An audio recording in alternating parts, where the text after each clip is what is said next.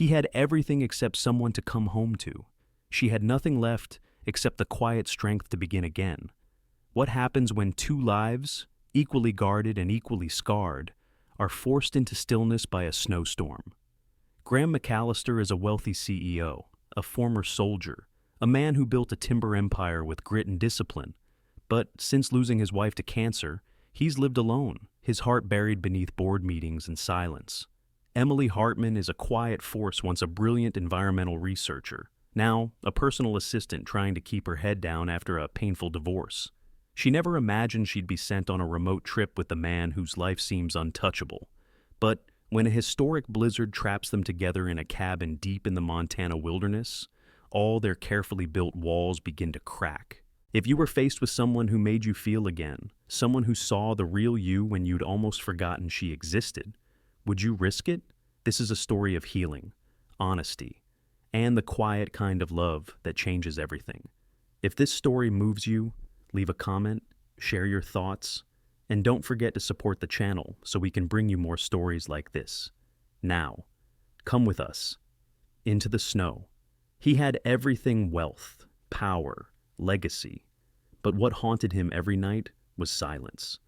The snow outside had fallen quietly through the night, blanketing the town of Jackson, Wyoming, in an untouched white that caught the early morning light like sifted sugar. Inside the glass and stone headquarters of McAllister Timber and Land, the world stirred slowly, phones ringing in muffled tones, boots clunking against polished floors, coffee brewing in small communal corners. But on the top floor, past two locked doors and a wall of frosted glass, the only sound in the corner office was the low hum of the baseboard heater and the occasional creak of old timber settling in its foundation. Graham McAllister sat alone in that quiet, as he often did, long before the rest of the staff arrived. 45 years old, tall and broad-shouldered, with a military bearing that never quite left him. He looked like the kind of man whose life had always followed a clear path, and it had, for a long time. He'd graduated top of his class from West Point, served 10 years in the Army Corps of Engineers, then returned home to Wyoming to take over the family business when his father's health began to decline. Over the past decade, he had transformed McAllister Timber and Land from a regional logging company into one of the most respected sustainable forestry firms in the country. His name was mentioned in Forbes articles. He was invited to speak at panels on environmental responsibility. His face occasionally graced the cover of business magazines, always serious, always distant. But those who worked closest to him knew something had shifted 3 years ago, when Carolyn, his wife, his only true confidant, lost her battle with breast cancer. Since then, Graham had become a fortress, reliable, efficient, impeccable in presentation and decision-making, and utterly unreachable. He had turned their once warm mountain home into a place of strict routine. Wake at 5, run 3 miles, black coffee, no visitors after 7 p.m. He avoided small talk, holidays, and most of all, anything resembling comfort. His life was controlled, contained, quiet, too quiet. The silence had been a relief at first, then a necessity, then it became unbearable. He tried not to admit that part to himself. But some mornings, like this one, when he stood at the wide window of his office and looked out over the snowy ridges, he felt it creep in, that dull ache, the kind that lived not in the bones, but somewhere deeper in the memory of laughter, in the weight of a missing mug on the shelf, in the smell of lavender that no longer lingered on the pillow. His fingers brushed the inside of his left wrist, a habit he didn't notice anymore, right where Carolyn used to press her thumb when calming him down. Not a word, just that quiet pressure, a reminder that someone knew him better than he knew himself. She'd been gone 3 winters now, and still he hadn't filled the space she left behind, didn't try to, until recently. A soft knock at his office door brought him back from the slope of memory. He didn't turn. He already knew who it was. "Come in," he said, voice low and even. The door opened gently, and he heard the unmistakable rustle of paper, the quiet confidence of well-paced footsteps. Emily Hartman, 36, focused, composed, his executive assistant for the past year and a half. She had joined the company with no fanfare, no favors, and no visible ambition beyond getting things done right. But within weeks, she'd become indispensable. She understood his mind better than most of his vice presidents, knew when to schedule a meeting and when to cancel one, when to speak and when to leave him with his silence. What she didn't know was how often he watched her through the glass wall that separated their offices, how carefully he listened when she spoke to others, how her voice softened when she didn't know anyone was paying attention. She carried the morning schedule in her hands now, bound in a navy leather folder, always organized, always precise. But today, something else hung in the air. "I've confirmed the logistics for Montana," she said, standing a measured distance from his desk. "But the communications director canceled due to the weather advisory. That leaves just the two of us for the site evaluation." He turned slowly, letting his gaze rest on her for a long moment. She didn't flinch, didn't smile. She never did in moments like this. Moments that felt too quiet, too exposed. "I see," he replied. She nodded, waiting. Professional, respectful. But behind her eyes was something more, a flicker of unease. Maybe.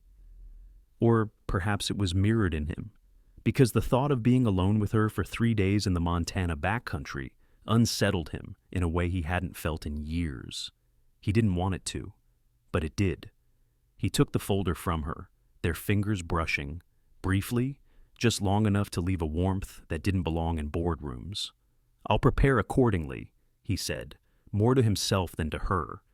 Emily gave a subtle nod, then turned to leave. As the door closed softly behind her, Graham remained where he stood, still holding the folder, still staring at the door.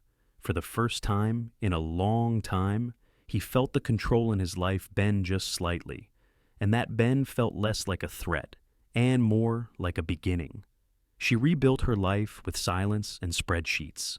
Emotions were luxuries she no longer allowed herself. Emily Hartman had learned the hard way that not all storms were made of wind and snow.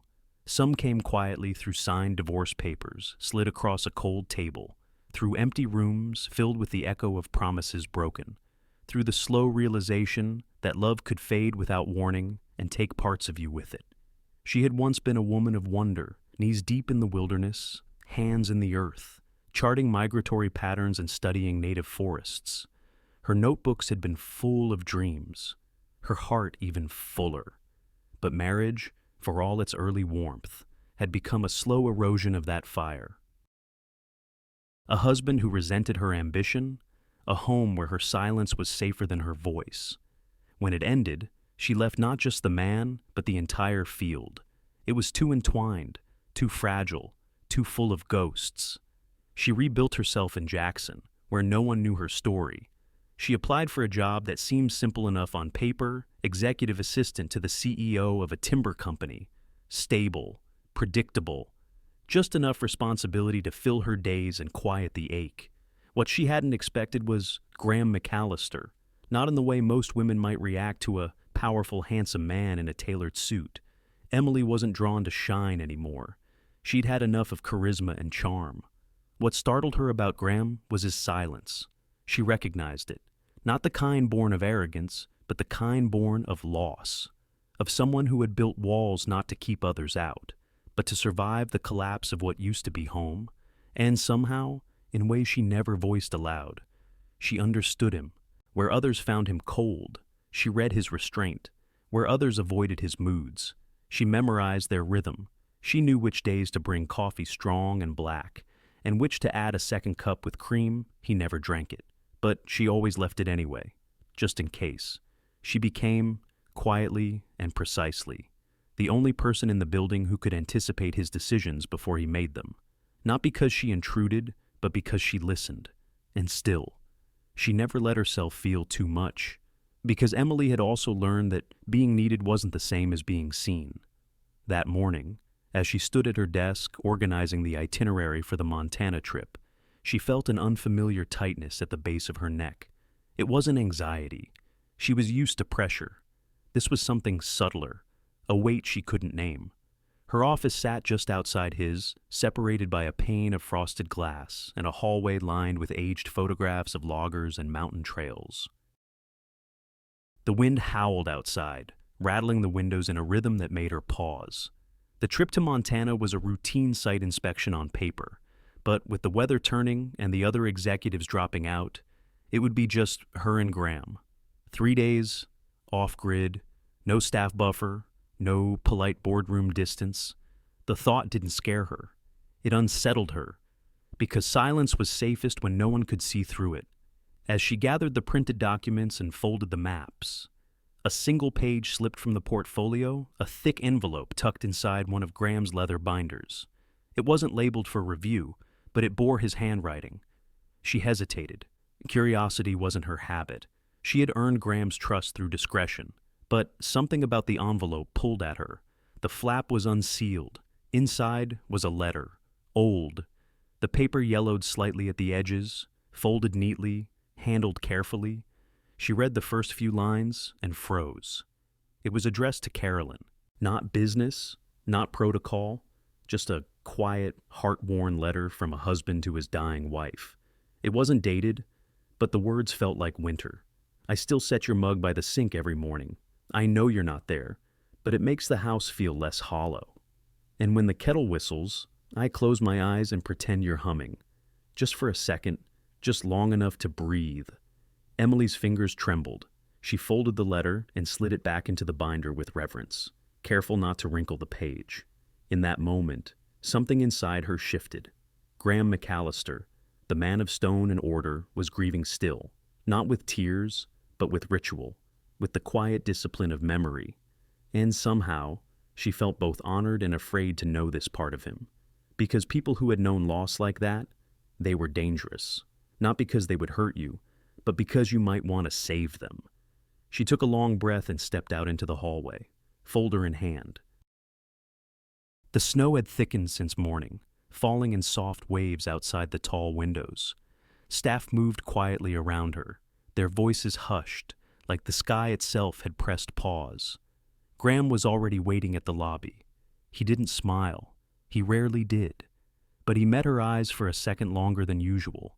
Neither of them spoke. He took her bag from her hand, an act so simple it nearly undid her. They walked in silence to the SUV parked at the curb. The tires crunched through fresh snow. The sky was heavy, the clouds hanging low, the horizon barely visible. Inside the vehicle, heat hummed quietly. The windshield wipers swiped in steady rhythm. The GPS blinked, trying to reroute through snowed-in passes. Emily settled into the seat, hands clasped over the folder in her lap. She stole a glance at Graham, jaw tight, eyes focused on the road ahead. She didn't know what would happen on this trip, but for the first time in a long while, she felt her silence, shifting. And beneath it, something ancient and fragile stirred, something that felt dangerously close to hope. Sometimes the storm outside is nothing compared to the one inside your chest. The snow started to fall heavier as soon as they crossed the state line into Montana. It came in slow at first flurries dancing against the windshield, the kind of snowfall that felt almost playful. But within the hour, the sky had darkened into a slate gray, and the snow thickened into hard, fast sheets that blurred the pines into shadows and erased the road ahead. Emily sat in the passenger seat of the SUV, her fingers curled tight around the edge of the leather folder on her lap. Her breath fogged the window beside her. She drew a slow, invisible circle on the glass, with her thumb more for grounding than distraction. Graham hadn't spoken in over 20 minutes, not since the last update from the weather service had crackled through the radio. Severe conditions expected across the northern range. Visibility falling rapidly, avalanche risk at elevation. Travelers advised to seek shelter. He kept both hands on the wheel, eyes narrowed, jaw set. The heater was on low, humming quietly, but Emily could still feel the cold creeping into her boots. She glanced at him. The tension in his shoulders wasn't new. He carried it like armor, as if he needed to hold the entire vehicle, perhaps the whole mountain, in check with sheer will. But there was something else there now. Not panic, not fear, calculation. He was thinking ahead, weighing options, estimating risk, and for the first time, she wasn't sure where she stood in the math. "Do you want me to check the GPS again?" she offered softly, breaking the silence. Graham gave a small shake of his head. "It's already rerouted twice. We're the only ones on this road for a reason." His voice was even, but lower than usual, the kind of tone that said he knew what this meant, and he didn't like it. Emily nodded, tucking her hands under her thighs to warm them. "We passed a ranger station about 15 minutes back. It looked abandoned, but it might have emergency supplies." He didn't answer immediately. "Then, we may have to circle back." They didn't get the chance. Just 10 minutes later, the white silence erupted. A low rumble echoed through the hills, deep, guttural, like the earth itself exhaling. Graham's foot hit the brake instinctively, and the SUV slid slightly before catching itself. Through the windshield, a cascade of snow and broken tree limbs poured down a ridge to their right, blocking the road completely. The avalanche didn't hit them directly, but it was close enough. Graham turned off the ignition. For a long moment, neither of them moved. Only the soft ticking of the engine cooling filled the car, and the increasingly frantic beat of Emily's heart. She looked at him. "Well," she whispered, "I guess that settles it." He didn't smile, but his eyes softened just enough to catch her breath. "We turned back," he said. The ranger station, more of a cabin, really was half buried in snow by the time they reached it. Weathered logs, a slanted roof, windows iced over, no sign of life in years. But the lock was broken and the door gave way with a firm push from Graham's shoulder.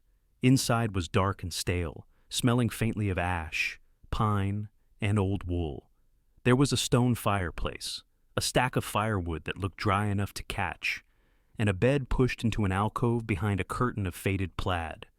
One bed, of course.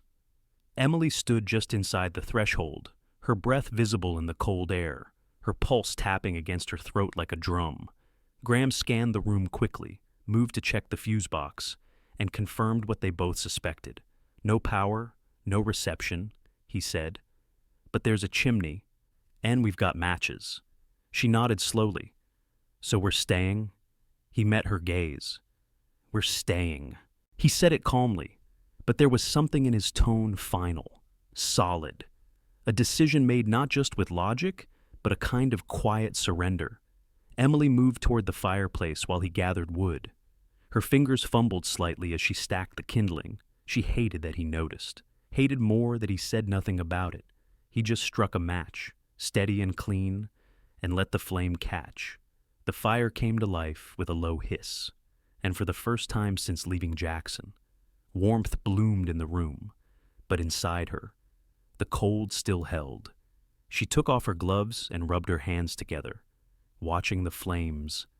The light flickered across the wood-paneled walls, casting long shadows that danced like memories. Graham stood behind her, silent. She could feel him there, not close enough to touch, but present in a way that stirred something uncomfortable in her chest.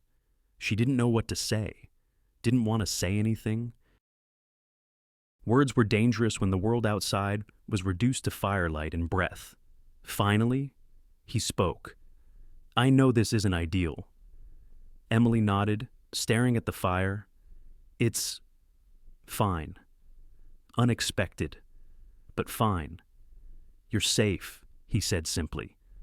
She turned to look at him. His eyes didn't waver. She believed him. And somehow, that unsettled her more than the storm itself. She moved toward the window, pulling aside a cracked wooden shutter. Snow was piling against the glass, inch by inch, the outside world disappearing. She pressed her fingers to the pane, her skin stinging at the cold. Behind her, she heard Graham set down the last of the firewood. Then silence. When she spoke, her voice was barely above a whisper. "Have you ever been this far away from everything before?" Graham didn't answer right away. Then, "Yes, but never with anyone else." The words hung there, not heavy, just honest. Emily let the curtain fall closed. She turned slowly. He was standing a few feet away now, still in his jacket, gloves in hand, eyes on hers. And in that quiet moment, between the flicker of fire and the howl of wind outside, something passed between them, not quite closeness, but the absence of distance. When words fail, silence becomes a kind of truth. The fire had settled into a quiet rhythm, soft crackles filling the cabin like whispers. Outside, the wind howled against the walls, carving its way through the trees in long, restless sighs. Snow tapped against the windows in the uneven patterns, like a visitor that refused to leave. Inside, the world had narrowed to warmth and shadow. Graham sat near the fireplace, his back against the rough wall, legs stretched toward the fire, hands still wrapped loosely around a tin mug of lukewarm tea. He hadn't said much since they arrived, neither had she. But silence wasn't empty. Not here, not with him. Emily sat across from him on a folded wool blanket, knees tucked to her chest, arms wrapped tightly around her legs. She wore 2 layers of sweaters, but the heat from the fire had started to work its way through to her skin. Still, it was the space between them that felt warmest. Not because they were close, because they weren't. Not really, but because neither of them had run. That, in itself, was rare. "Did you ever camp as a kid?" Graham asked suddenly, his voice low but not tentative. Emily glanced up, surprised not by the question, but by the softness in it. "Only once," she said. "In Colorado. I was 9. My dad brought a borrowed tent, forgot the stakes, and we spent the whole night trying to keep the thing from collapsing in the wind." Graham's lips twitched, not quite a smile, but close. "And you still ended up working in forestry." She shrugged. Maybe it was survival instinct. A pause. Then his voice again, gentler. "Or maybe you just knew nature didn't have to be perfect to be worth loving." Emily blinked, the words catching her off guard. She hadn't told him about her early days, hadn't spoken of the years she spent cataloging trees and soil types, the way she'd once memorized the flight patterns of mountain jays for no reason other than wonder. She had buried that version of herself, folded it away like a childhood drawing no one asked to see. And yet, he saw it. "You remember things," she said quietly. He didn't deny it, only the important ones. For a while, they said nothing more. The fire shifted, a log cracked, and red embers glowed brighter before fading again. Emily stretched out her legs, letting her muscles relax for the first time all day. Her shoulders, tight since the avalanche, finally began to ease. It was late, well past any hour that invited small talk, and yet she didn't feel the usual pull to excuse herself, to create space, to hide in the rituals of solitude. Still, when she pulled a second blanket from the shelf and laid it gently on the floor near the fireplace, she did so without looking at him. "I'll sleep here," she murmured, closer to the fire. She didn't expect an answer, but she heard him shift behind her, the rustle of his jacket, the deliberate step of his boots crossing the cabin floor. Then, without a word, he draped his heavy coat over the blanket she'd spread. Emily froze. His coat smelled faintly of pine and something clean, like wind and earth and soap, a scent that felt both distant and unmistakably human. Her fingers brushed the sleeve, rough wool against bare skin. When she looked up, he was still standing there, just beside her, close enough to touch, far enough not to presume. She didn't speak, neither did he, but as he crouched to smooth the coat over the blanket, their hands met bare skin against skin. Just for a second, but it was enough. Enough for her to feel the calluses on his fingertips, enough for him to notice the fine tremor in hers. Neither of them moved. The silence grew thicker, not tense, just true. And in that space, Emily felt something inside her tremble, not in fear, but in recognition, in longing, in the quiet ache of being seen and not retreating. Graham pulled back first, slowly, gave her a small nod, then returned to his spot by the fire. No words, none needed. She lay down carefully, wrapping herself in the coat and blanket, facing the fire. The glow painted the room in gold and rust, shadows dancing along the walls like old songs remembered. Her body began to warm, but her heart stayed restless. She closed her eyes, but sleep did not come, because something was shifting delicately, undeniably, not just in the weather, not just in the distance between two people sitting near a fire, but inside her, inside him, in the spaces where grief had settled too long, in the places where hope, once locked away, now stirred like kindling under flame. Sometimes, love arrives in the quiet between snowflakes. Morning came slowly, as if the sky itself hesitated to wake. A pale, muted light seeped in through the frost-glazed windows, casting the cabin in soft hues of silver and gray. Outside, the snow continued its silent descent, blanketing the landscape in a hush so complete it felt sacred. Inside, Emily stirred first. She hadn't truly slept, not in the way rest usually came, but there had been warmth, there had been breath, and there had been a kind of stillness she hadn't known in years, not the absence of thought, but the presence of safety. Wrapped in Graham's coat, she sat up slowly, careful not to disturb the fragile quiet. The fire had burned down to glowing embers. The room was colder now, the kind of cold that crept into fingertips and settled behind the ribs. She moved toward the woodpile, kneeling in silence, feeding new kindling into the hearth. Her movements were practiced, precise. She struck the match on the stone, and soon, the fire came back to life, low at first, then brighter, stretching warm light across the floorboards. Behind her, she heard him stir. She didn't turn. There was something reverent about the morning, and neither of them wanted to be the first to break it. A few minutes passed before Graham joined her at the hearth. He handed her the old kettle they had found the night before, now filled with melted snow. She took it wordlessly, setting it over the flames. The fire crackled gently beneath the blackened bottom of the pot, steam beginning to curl from the spout. Still, no one spoke, but everything had changed, not in action, not even in words, in air, in eyes, in the soft awareness of having touched without retreating. When the coffee was ready, instant bitter but warm, she poured 2 tin cups and passed one to him. Their fingers brushed briefly. A pulse of heat traveled from her palm straight to her throat. He held the cup, but didn't drink right away. His gaze drifted to the window, where snow fell in a silent, endless rhythm. For a moment, he looked like a man listening to something only he could hear. Then he said, "Carolyn used to love mornings like this." Emily didn't respond. She didn't need to. He rarely said her name, even in meetings, even in those small, accidental mentions. He always referred to his late wife as she, or back then, or nothing at all. But now, here in the hush of a snow-covered morning, he gave her name to the room like a gift, like a wound he no longer needed to hide. She used to say winter was the only season that didn't lie.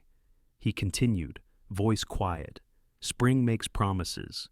Summer hides truths in light. Fall tries to make death look beautiful. But winter? Oh, winter tells you exactly where you stand. Emily looked at him.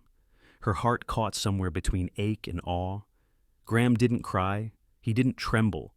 But his eyes held something raw, something stripped of the polish he wore in every boardroom, every headline, every careful conversation. She died in January, he said. 3 years ago, this week. Emily's chest tightened. I'm sorry. He nodded once. I didn't know how to say goodbye. So, I stopped saying anything. The silence after his words was not empty. It was filled with everything unspoken between them, his grief, her hesitation, the strange, fragile thread that had been pulling tighter and tighter since the snow began to fall. Emily reached for her cup, fingers trembling slightly, but she didn't drink. Instead, she looked at him. Really looked, and he was already watching her. There was no distance in his gaze now, no guarded wall, only a quiet question, soft and slow and without demand. She didn't know who moved first. Perhaps it wasn't movement at all, just gravity, or inevitability, or something older than either of them. But suddenly he was in front of her, and his hand, rough and warm, was lifting gently to her face. She stilled, not from fear, from recognition. His fingers brushed along her cheek, slow and reverent, as if mapping something he had long imagined but never dared touch. She closed her eyes, not to escape, but to feel. And then, with a tenderness that felt both new and ancient, he kissed her, not with urgency, not with fire, but with snow, soft, still, certain. His lips lingered against hers, not asking, not claiming, just being. It wasn't the kind of kiss that demanded anything. It was the kind that answered everything. When they parted, neither spoke. Her eyes opened slowly, finding his. And in that gaze was something unguarded, something that, if spoken aloud, might shatter the peace between them. So, they didn't name it. Not yet. The fire cracked softly behind them. The kettle hissed. Outside, the snow continued to fall, indifferent to what it had just witnessed. But inside the cabin, something had shifted, not just between two people, within them. The ache of grief had not vanished. The fears were not erased, but for the first time in years, warmth had returned to places long frozen, and neither of them stepped away. Reality always waits just outside the door, and it rarely knocks gently. 3 days. That was all it had been. 3 days lost to snow and silence, to coffee brewed over firewood, to soft glances and unspoken promises. And yet, the moment Emily Hartman stepped back into the glass-lined hallways of McAllister Timber and Land, it felt like that small, fragile world in the cabin had never existed at all. The click of heels on polished floors, the scent of printer toner and cold brew, the buzz of phones, the weight of protocol. Order had returned, and with it, noise. Emily. Janet called, already half out of her office, her voice low and clipped. Emily had barely dropped her bag by her desk. "Don't go to the break room," Janet said quickly. "Just trust me." Emily blinked, heart already tightening. "What's going on?" Janet hesitated. Then she pulled out her phone and turned the screen toward her. It was a photo, grainy, taken through glass from a distance, but unmistakable. Emily, by the fire, Graham beside her, his hand brushing her cheek, her eyes closed. The kiss, no context, no warmth, just pixels that stripped away the quiet tenderness and turned it into evidence. Emily started, but no words came. Janet's voice softened. "I don't believe the chatter, but someone clearly wants this to look bad." The building didn't buzz with gossip, not overtly. It pulsed with it, in side eyes, in awkward pauses, in a too sweet tone when someone said, "Oh, welcome back." And worst of all, Richard Cohen was smiling. He never smiled unless he thought he was winning. In the conference room later that morning, Emily sat across from the management board. The glass walls of the room offered no refuge. Her palms were cold against the folder she'd brought, even though she hadn't opened it yet. Graham sat at the head of the table, straight-backed, calm, but his jaw was tight. Richard leaned forward, voice smooth like oil on ice. "We just want to ensure there's no impropriety involved," he said. "Given that Miss Hartman is under consideration for Director of Sustainable Strategy, it's only natural to ask questions." Emily held his gaze, "And I'm happy to answer them. But I would like to know, are these concerns about qualifications or optics?" Richard smiled wider. "Sometimes they're the same thing." She felt the air leave her lungs, not in fear but in fury held too long, before she could speak again. Graham did. "I'd like to make something clear," he said, standing. "Miss Hartman and I were stranded together during the blizzard due to a force majeure. We acted professionally. No company policy was violated. Any personal development between us began after her performance review was finalized, and it will not influence her candidacy." Emily turned sharply toward him. His words were firm, measured, but they were his, not hers. She stood slowly. "I appreciate your support, Mr. McAllister, but I'd prefer to speak for myself." A pause stretched. Then she turned back to the board. "I've worked here 5 years.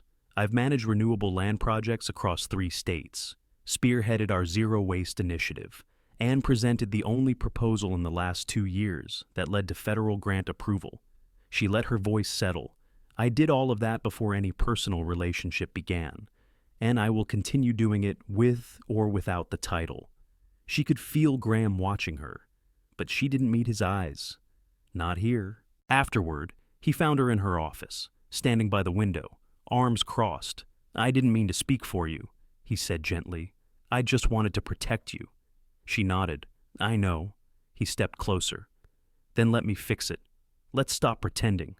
Let's tell them the truth. Emily turned, finally looking at him, and in her eyes was something clear and painful. I'm not ashamed of what happened between us. Graham, she said, but I won't let it be twisted into a weapon against everything I've worked for. He opened his mouth, but she stopped him with a raised hand. I know what people will say. I've heard it before, in other jobs, other cities. She's where she is because she played it smart or played someone. And once that story starts, the truth never catches up. Her voice trembled, not with weakness, but with weariness. And I can't let that be my story again. Graham's face was unreadable, but his silence was not cold. It was full of weight he couldn't lift for her. I need to fix this my way, she said, more quietly. Not as your assistant, not as your... She hesitated, the word too raw. Just me. He nodded, not as surrender, as respect. Later, alone in her office. Emily opened her laptop. The photo was just the beginning. She knew Richard too well, knew the subtle sabotage, the timing, the calculated release. This wasn't a slip, it was a setup. She pulled open a file, old email logs, timestamps from past meetings, inconsistencies she hadn't thought twice about before. But now she saw a pattern, and for the first time since stepping back into the building, she didn't feel afraid. She felt ready. They expected her to break. She chose to build instead. There was a kind of power in quiet, not the kind that slammed fists or raised voices, but the kind that sharpened slowly, like a blade honed by years of being underestimated. Emily had always known that kind of power. She just hadn't always claimed it. But this time, she didn't run. The office was still cloaked in a subtle tension 2 days later. The rumors hadn't spread louder, but they hadn't faded either. The photo, whoever had released it, had done its job casting shadows long enough to make people whisper, but not bold enough to invite outright confrontation. That was how people like Richard operated. He never hit head on. He let the weight of suggestion do the damage for him. But Emily Hartman knew the terrain now, and she wasn't about to play defense. Late into the night, after the last assistant had turned off their lamp and gone home, Emily sat in her office with a spreadsheet open, cross-referencing contracts and time-stamped approvals. Her fingers moved swiftly, but her breath was steady, focused. She had found the first inconsistency 2 nights ago, an inflated travel budget submitted under one of the regional forest management proposals. It was small, almost forgettable. But something about it had felt familiar. She kept digging. And what emerged wasn't a mistake, it was a pattern. A series of duplicate vendor IDs, shell payment accounts routed through consulting firms tied to Richard's former business partners, and recurring overbillings across sustainability contracts. He'd buried it deep, but she had worked in data, in logistics. In the corners of operations, people didn't care to learn. And when you understood the bones of a system, you could feel when something was off, like a song playing out of tune in the background. By the time Friday came, she had a binder thick with printouts, reports, and a digital drive mirroring every file.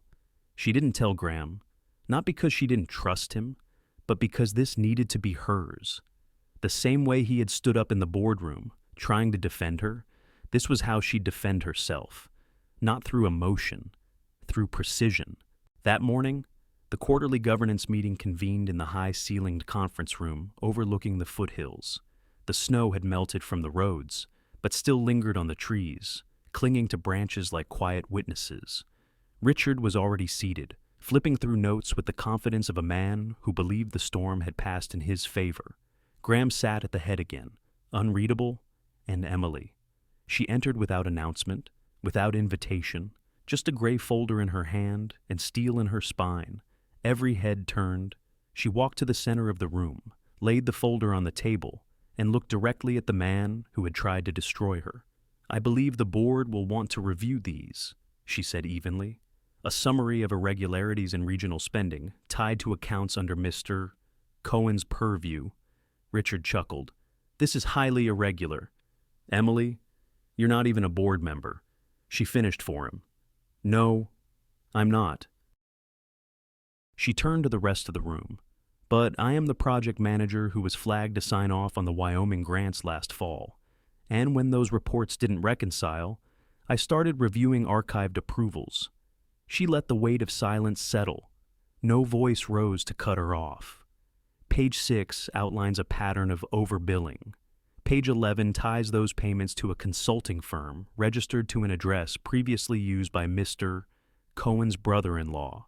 And page 16 shows internal emails in which Richard pushed for unvetted contract approvals, often during off-cycle meetings. Now, the silence was different, sharp, electric. She continued, steady. "I don't bring this to you because of what happened last week. I bring it because I believe in the integrity of this company. I bring it because I've fought to make our sustainability programs more than just a marketing line." She paused, then looked directly at Graham. "And I bring it because I'm tired of watching good work get buried by people who confuse influence with impunity." It wasn't her voice that stunned them. It was her clarity, her restraint. She didn't raise her tone. She didn't accuse. She simply presented the truth and let it speak. Graham, for a long moment, said nothing. Then he closed his folder and said quietly, "Thank you, Ms. Hartman. The board will adjourn briefly to review the findings." Richard was pale. He didn't protest, because he knew what the silence meant now. As Emily stepped out into the hallway, her breath caught just for a second. Relief came slowly, not as triumph, but as a deeper kind of strength. The kind you only feel when you walk through fire and realize you didn't burn, you forged. Graham came out minutes later. He didn't say anything at first, just stood beside her, looking through the window toward the trees. Then he said quietly, "You didn't need me in there." Emily smiled. That was the point. He turned, and for the first time, his gaze didn't hold admiration. It held awe, as if, after all this time, he had seen the fullness of her, not just the efficient assistant, not just the quiet woman beside him in a cabin, but the strategist, the fighter, the equal. For the first time, her worth was no longer hidden behind someone else's success. The morning sunlight filtered through the tall windows of the executive boardroom, casting a warm gold across polished oak. Emily sat at the far end of the long table, her hands folded in her lap, her breath steady but quiet. She had not dressed for victory. She had dressed for clarity. Soft gray wool, silver pin at her collar, hair pulled back in a way that felt neither defensive nor performative. She had nothing to prove, and that, she realized, was the gift. Maria Landon, the senior chair of the governance board, cleared her throat and lifted a page from her folder. Her voice, always measured, carried a gentler tone than usual. "After review of the financial misconduct claims and with unanimous board approval," Maria said, "we'd like to formally appoint Ms. Emily Hartman as Director of Strategic Sustainability." There were no gasps, no slow claps or swelling music, just the soft scratch of pens against paper. And silence, not uncomfortable silence, respectful silence. Emily nodded once, calmly. She thanked them with a voice that didn't tremble, but deep inside, something long dormant stirred. It wasn't pride, exactly, and it wasn't vindication. It was recognition, not as an assistant, not as a woman who happened to be in the room, but as a mind, a strategist, a builder, someone who had seen the fault lines in an empire and gently, persistently, pointed toward a better way. She left the boardroom alone, walking through the familiar halls with new weight in her steps. People nodded, some smiled, a few whispered, but no one looked at her the way they had just a week ago. There was no pity, no suspicion, no subtle tilt of the head asking if she was still just the assistant. Her name was on the company-wide memo within the hour, and this time, it wasn't as someone else's support. It was as a leader, in her new office smaller than Graham's, but bright with east-facing windows and the scent of fresh pine from a small wreath someone had quietly placed on the desk. Emily sat for a long moment, letting it all settle in. Then came the knock. It was soft. She didn't need to look up to know. Graham stepped in without speaking. His coat was draped over one arm, and in the other, a small bundle wrapped in brown paper and twine. "Congratulations," he said simply. His voice was different here, not the clipped, polished tone of a CEO in a glass tower. Softer, a touch uncertain. More his. She stood and took the package from him. Inside, nestled in simple tissue, was a fountain pen. Worn, heavy in the hand, it was Carolyn's, he said. She used it to sign every land deed we ever closed. Said it reminded her that every deal affected real people, real trees, real rivers. Emily blinked, throat tightening. "You don't have to," she began. "I know I don't," he said, stepping closer. "But I want to." He paused. "You didn't just earn this title. You earned yourself." And then, he smiled, not the public smile, not the one he used to reassure investors or win over town hall meetings. It was warm and personal and hers. For a long moment, neither of them spoke. There was no need to define anything, no need to explain how lines had blurred or walls had softened. What had grown between them wasn't scandalous. It was quiet, patient, strong enough to survive silence. He reached for her hand, not to lead her, not to possess her, but simply to hold it. "I have a place I'd like to show you," he said softly. Emily looked up at him. She didn't ask where. She didn't ask why. She just nodded, and for the first time in a very long time, she wasn't afraid of where she might go next. Sometimes, the place where everything began is also where healing completes. The tires crunched softly over the snow-packed gravel as the SUV turned off the main road, winding into the pines.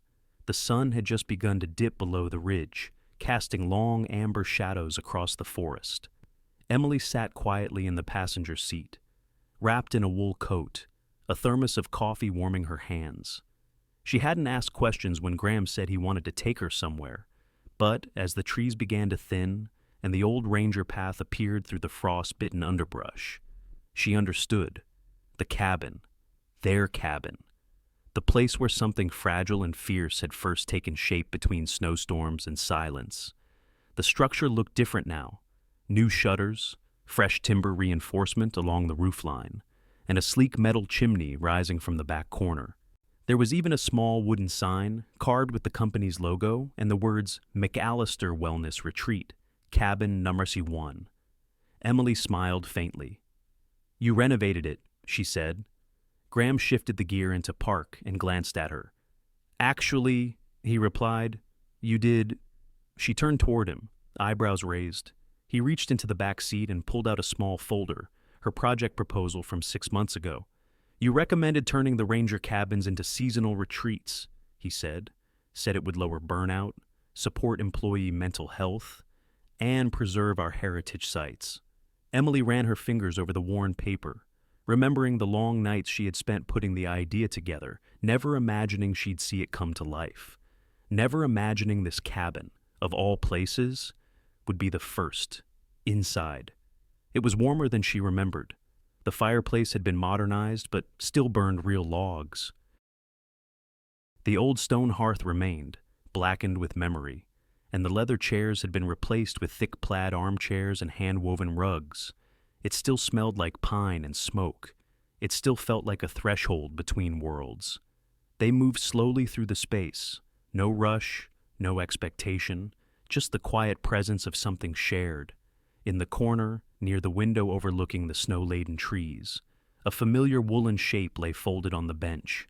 Emily's breath caught, It was her sweater, the thick, heather gray one she had worn that first night, damp from melted snow, later left by the fire to dry, and never recovered. She turned toward him, questions forming, but Graham was already holding it out to her. "I found it after you left," he said softly. "Had it cleaned. Thought maybe I'd return it someday." She took it from him slowly, the weight of it heavier than fabric. He met her gaze. "I don't keep things," he said. "Not really. After Carolyn passed, I gave most of it away. I didn't want to hold on to echoes." He stepped closer. "But I kept this. Because that night, for the first time in a long while, I felt something other than silence." Emily looked down at the sweater, her fingers curling into the knit. It smelled faintly of cedar, of firewood, of memory. They sat near the hearth, side by side, the flames casting shadows along the walls. Snow began to fall outside, soft and silent, blanketing the trail that had led them here. For a long time, neither of them spoke, but the silence no longer felt like distance. It felt like peace, like understanding that didn't need translation.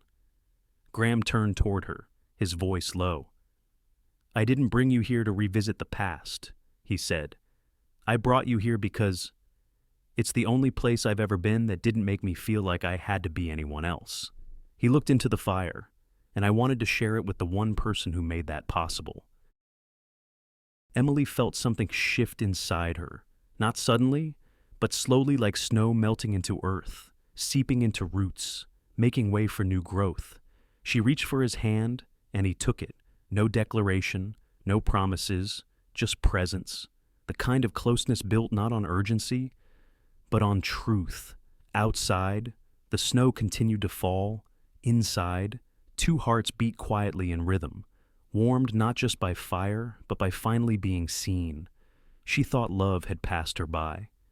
He thought he was too broken to try. They were both wrong.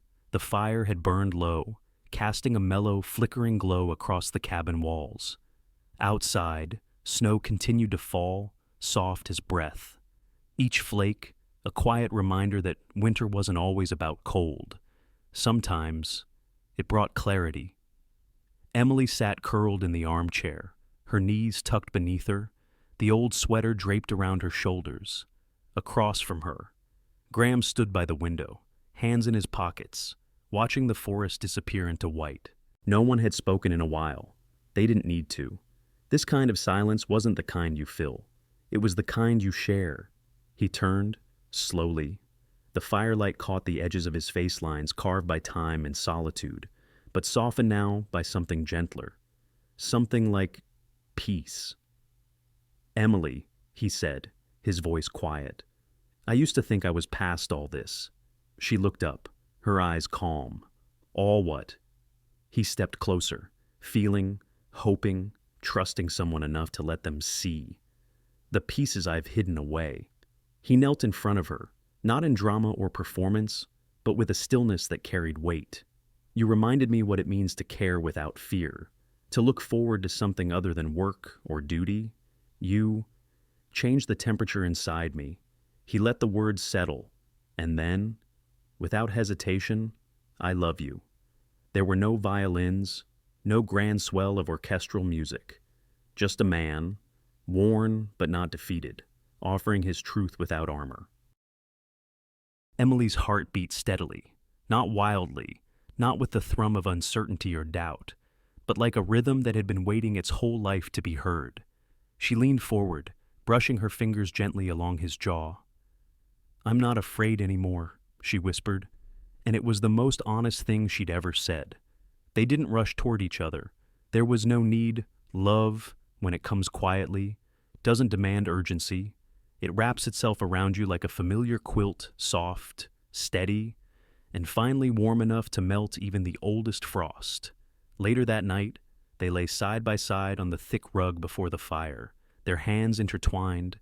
They talked, not about the future in abstract plans or obligations, but in moments, coffee on the porch, shared grocery lists, silence without loneliness, togetherness without performance. Graham told her he wanted to restore more cabins, not just for the company, but as spaces of reflection. He wanted her to design them. She laughed, soft and sure. I already have sketches. Emily shared how she used to dream about having her own home, not big or grand. Just a place where the bookshelves were full and someone knew how she took her tea. He kissed her forehead. I'll learn. In the quiet hours before dawn, the storm finally eased. The forest stilled. The air softened.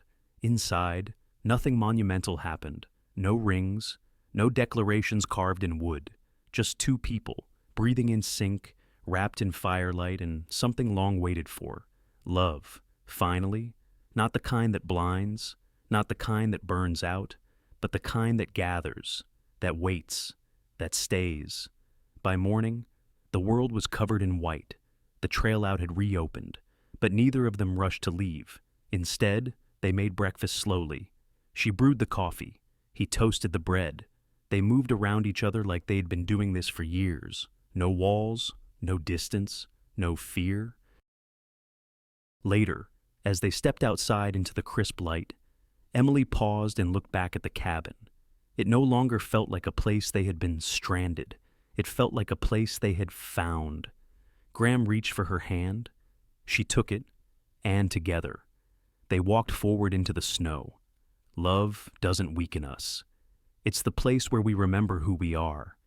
It's the quiet harbor after the long storm. Not perfect, but finally real.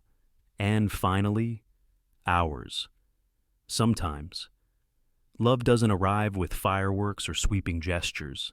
It comes softly through shared silence, through understanding eyes, through the steady presence of someone who sees past your walls. This story reminds us that no matter our age, our past, or the losses we've endured, it's never too late to feel again, to trust again, to love again. It speaks to those of us who've built careful lives around control, professionalism, and independence only to discover that real strength also means letting someone in. Emily and Graham didn't find love in grand declarations. They found it in small moments, brewing coffee on a snowy morning, offering warmth by a fire, speaking truths that had long been buried, and perhaps the most beautiful truth of all, that love, when it's honest and gentle, doesn't take away who you are. It makes you more of who you were always meant to be. So, whether you're standing in a storm or just coming out of one, know this: you are never too broken, too late, or too far gone for love to find you. You just have to stop hiding from it. Thank you for spending this quiet moment with us. If this story touched your heart, please consider liking, sharing, and subscribing to our channel. Your support helps us continue bringing soulful stories to life, stories that heal, inspire, and remind us we're never alone. Until next time, stay warm, stay kind, and keep believing in second chances.